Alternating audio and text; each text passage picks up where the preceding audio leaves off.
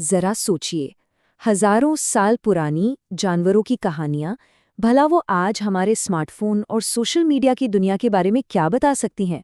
सुनने में अजीब लगता है ना? लेकिन आज हम पंचतंत्र की प्राचीन कथाओं में छिपे कुछ ऐसे ही रहस्यों को उजागर करने वाले हैं। तो सवाल ये उठता है कि जानवरों की कहानियां हमें इंसानियत के बारे में क्या सिखा सकती हैं?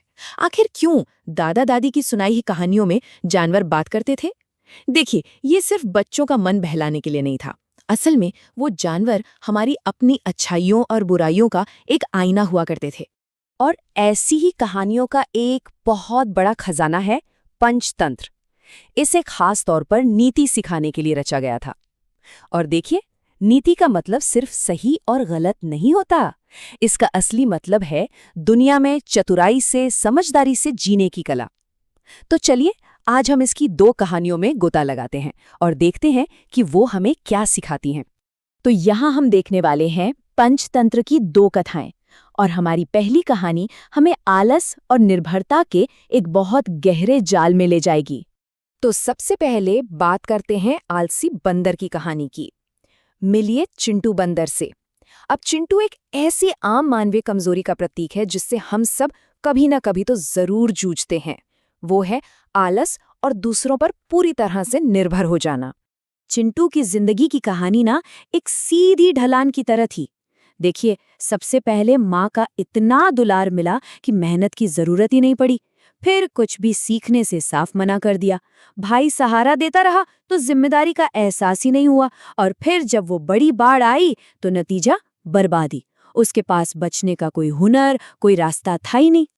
उसकी पूरी जिंदगी का फलसफा कह सकते हैं बस एक लाइन में था, तुम मुझे खाना लेकर दोगे और मैं बैठे बैठे खाऊंगा।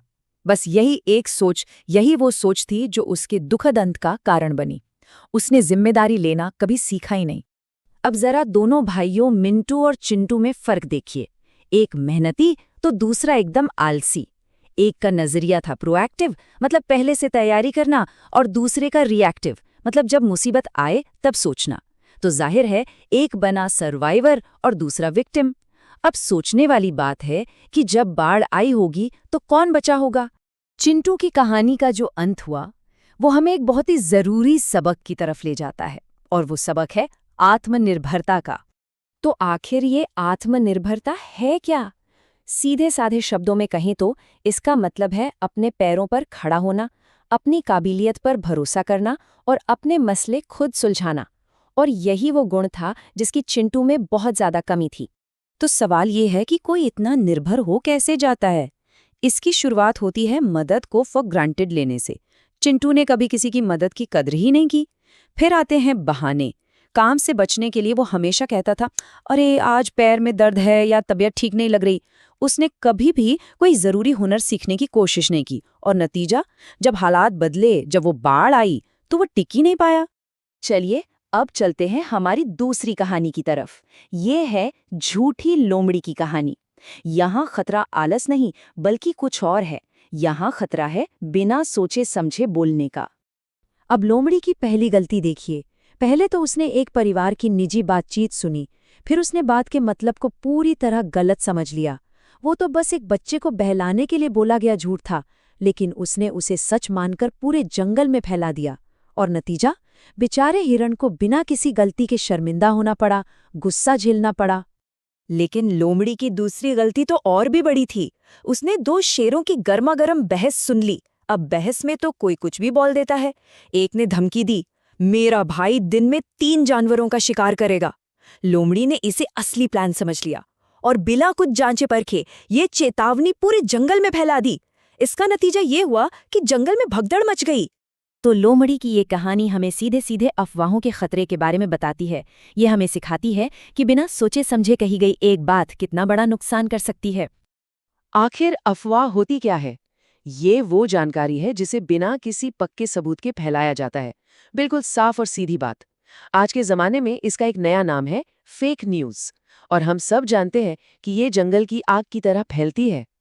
और आखिर में कहानी के अंत में शेर राजा ने लोमड़ी को जो समझाया, वो शायद इस कहानी का सबसे बड़ा सबक है। बिना पता किए किसी भी बात को फैलाना अफवाह होती है, और अफवाह फैलाने से हमेशा नुकसान ही होता है। कितनी सीधी और सच्ची बात है। तो ठीक है, ये कहानियां हजारों साल पुरानी हैं, लेकिन सवाल ये है कि आज के लिए इनके क्या सबक हैं। चलिए इसे आज की दुनिया से जोड़कर देखते हैं। यहाँ पर मामला बड़ा दिलचस्प हो जाता है। देखिए, एक तरफ है चिंटू की निर्भरता। पुराने जमाने में इसका मतलब था खाने के लिए परिवार पर निर्भर रहना। आज इसका मतलब है करियर में कंप्लेसेंट हो जाना, नए स्किल्स ना सीखना। और दूसरी तरफ है लोमड़ी की फैलाई गई गलत जानकारी। तब वो गांव की गपशप थी, आज वो सोशल मीडिया पर वायरल होने वाली फेक न्यूज़ है। अब देखिए, तरीके बदल गए हैं, लेकिन खतरा बिल्कुल वही है। तो आखिर में ये सवाल हम सब के लिए है कि हम आज भी खुद को कौन सी पुरानी कहानियां सुना रहे हैं।